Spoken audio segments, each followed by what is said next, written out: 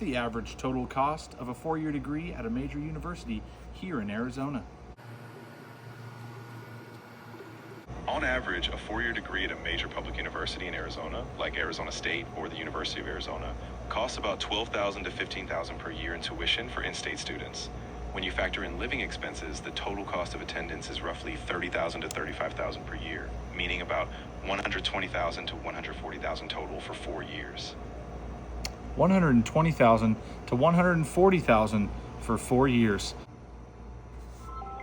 Just curious, and of those enrollments, what's the dropout rate here in our state?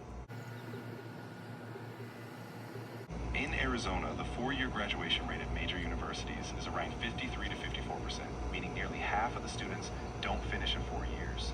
So you heard the discouraging facts. It costs $150,000 to go get your degree at a regular university here in our state, but you got less than a 50% chance of actually making it all the way to graduation. And whether you graduate or not, you're getting charged $150,000.